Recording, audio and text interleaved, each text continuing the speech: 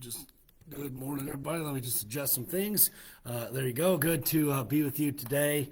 Welcome to our Power Up as well, and look forward to studying in the book of Job. Man, it is. I don't know if we could say we were walking in a winter wonderland or what. I think we got about 6 inches of snow last night, and it's beautiful outside. And man, it's a little chilly out there too, but it is winter, and so that's to be expected. But good morning, everybody, and welcome to Friday, last kind of weekday. Then we get into the weekend here in just a few short hours. Trust that you had a good day yesterday, and the good thing about the snow that's come down is right now it's pretty light and fluffy. So if you are going to do some shoveling, or maybe you've already done some shoveling, it should go fairly quickly there today. But you got to get on it soon before it warms up a little bit and gets heavy again. So, man, it's just it's beautiful. But anyway, I hope our Power Up finds you well. Today being this February 17th. And on this Friday, we're going to be in Job chapter number 30. I would encourage you to join us there in Job chapter number 30. As you're getting there, be sure and hit that share button so that others can jump on live. And then also, I would encourage you, as we consider the weekend here coming up, I would encourage you to consider joining us here at Calvary Baptist Church for service. I would love to have you stop in and be a part of our services this Sunday. We've got Sunday school at 9:45, our morning service at 10:30, and then evening service at 6 o'clock. Hope to see you then. Also, our teenagers that are on the Bible quiz team, they've got a quiz meet tomorrow in Lewiston, and so we'll be meeting here at 10 o'clock, and trust that be in prayer for us as we travel, and then also be in prayer for our young people as they recall that which they have studied. Now, Job chapter 30, here we go, and we're kind of all the way 2/3 down through the chapter here. Let's look at verse number 20. You might remember Job is really, he's looking back on his life, looking back on God's blessing, God's protection. Then also, he's also looking at his current situation, and we noted last time together just the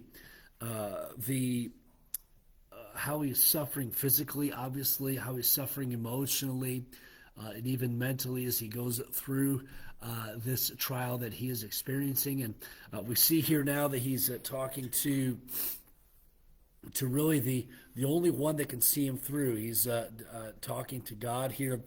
We note actually in verse number 19 where he says, "He hath cast me into the mire, and I become like dust and ashes." And so Job recognizes that it is God that has allowed this to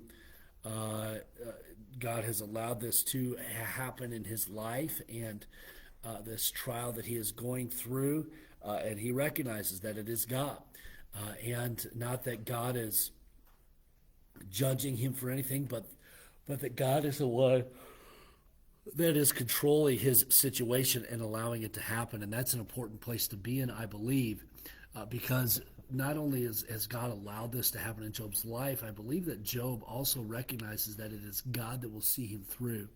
It is God that will strengthen him. So let's see this further description of what Job is experiencing. Verse number 20 says, "I cry unto thee, and thou dost not hear me. I stand up, and thou regardest me not. Thou art become cruel to me with thy strong hand. Thou opposest thyself against me." And so maybe there's been times maybe in your life where you felt alone. Maybe you felt that God was not there. Maybe that God did not hear you. And oftentimes we feel that way because our situation doesn't change sometimes.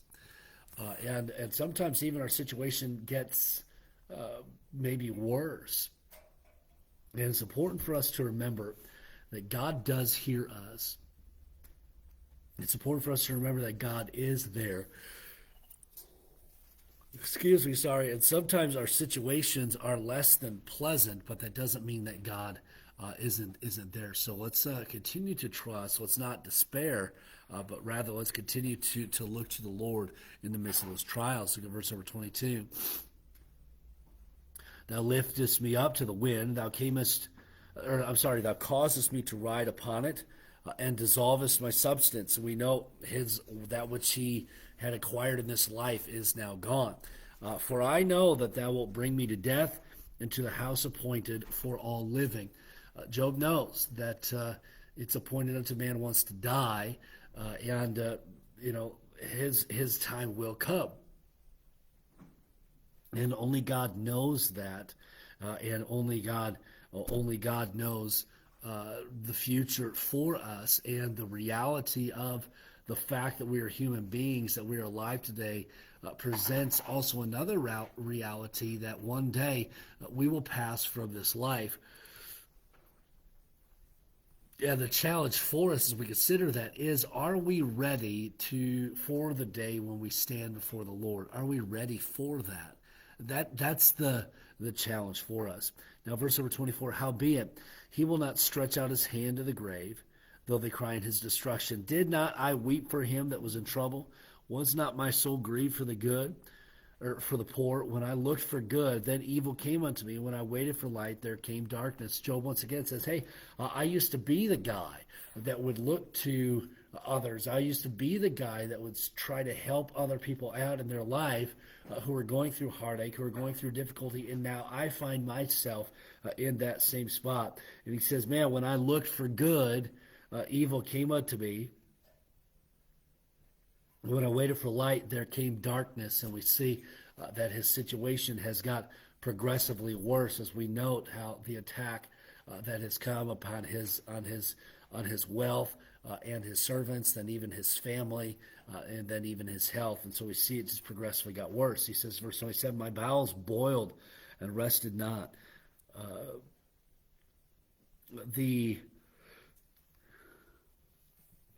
Goodness, I am so sorry. The days of affliction prevented me. I went mourning without the sun. I stood up and I cried in the congregation. I am a brother to dragons and a companion to owls. My skin is black upon me, and my bones are burned with heat. My harp also is turned to mourning, and my organ into the voice of them that weep. And so we just get a glimpse into really Job's state of mind. He's really obviously, we know physically he's in a tough place, but man, the things that we experience in this life do take their mental toll, and that's where Job is at, saying, man, there's no rest for me. There's no respite from what I'm going through. He notes that he was mourning. Verse number 28, we see the days of his affliction. In verse number 27, he wasn't able to get rest because of just the pain that he has felt. Verse number 30, we find that his skin is black upon me. And just kind of, we note the pain that Job is in because of the boils, and we know as he has scraped his skin, the infection that sets in, the pus and the blood, and we know just the skin dying around the areas where the sores are in. He says, my bones are burned with heat.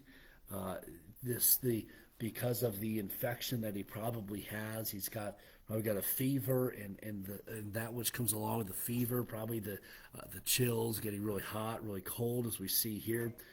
And then we see this, just kind of a reference to some musical instruments. My harp is also turned to mourning, my organ at the voice of them that weep. What's he saying here? Just the joy that he once experienced is gone. And his love for life is diminishing because of the hurt, the heartache, the pain that he is experiencing. And so, man, Job is really what a great descriptor of what Job is going through, just the difficulty that he is going through. And maybe you've been there in your life. Maybe you've been to that point to where you've lost your joy. You've lost your enthusiasm for living. Maybe you've been there in regards to maybe your body is failing you. maybe disease, sickness, whatever it might be. Maybe you've been there. Know this, that our God is still in control. And know that our God can strengthen you and for the battle that you might be experiencing in your life. And so we've got to always be mindful of that. And at salvation, God promises, promises us a new body, a home in heaven. And there are many that believe that, man, just because we know Christ our Savior, there are many people that believe that, oh, we know Christ, we won't have anything bad ever happen to us again. That is not true. But rather, as we go through those difficult times, as we've mentioned, it is God that will strengthen us. It is God that will guide us. So don't turn your back on him in the midst of your trial, in the midst of your testing. Hey, let's draw closer to the Lord than ever. It's kind of like those trials and testings are kind of like those storms sometimes that come through with the thunder and the lightning, and we get that glimpse of God's power.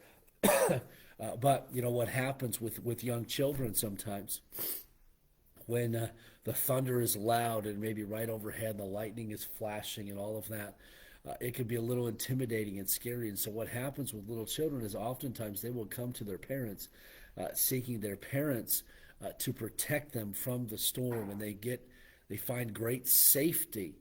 And their courage is renewed in the midst of the storm. Why? Because of who they have drawn close to. In our life, man, when times in our life get scary, draw close to God. There's great safety in that, and our courage can be renewed when we draw close to the Lord. Okay, I'm going to leave you with those thoughts for the day. Let me give a couple shout outs to those who are live. Also, don't forget the events of this weekend with our church services. Well, I hope to see you then. Be careful if you're out and about. Roads haven't been, they're still a little behind on the roads there. That snow came down fairly quickly last night. And so be careful if you're out and about this morning. Brian and Cindy, once again, good morning to you. Enjoy the beauty of the day. Lee and Angie, good morning to you all. We got about 6 inches here. How much did you guys get in Frederick there? That'd be kind of compare notes a little bit there. Cliff and Karen, good morning to you. Trust that you guys are doing well. We got 6 inches in town. How much did you guys get outside of town there? Jody, good morning to you all. Hope you guys are doing well out there in Montana. Ingrid, good morning to you. Love you. Have an awesome day. Charlie and Marcia, good morning to you all. Paula, good morning as well. Jean, good morning to you. I heard a lot of the schools downstate were closed. I'm not sure if they're closed here. I didn't check in yet. I probably should. One of the curses of homeschooling is you don't get the snow days, and so my kids are back at it here. And so you pray for their bitterness, I guess. No, they're not bitter. I haven't told them that school might be closed. I think they just kind of gathered that, but they're feverishly getting their work done. But Gene, glad you're doing well. And 10 inches out there in Frederick there, that's pretty wild. And Cliff and Karen with 7 or 8. I think we're right around 6 or so, maybe a little more, maybe a little less, I don't know, but about 6 is where we're at. And so, man, a lot of snow. Thankful, aren't you thankful that it's light snow, though? At least it is here. And Brian Cindy got about 6 inches as well. And so have all of you, including myself, let's have some fun shoveling some snow today. But anyway, Lord bless you all. We'll be back together Monday. Look forward to that. And then also don't forget services on Sunday. Have a great day, everybody, and a wonderful weekend.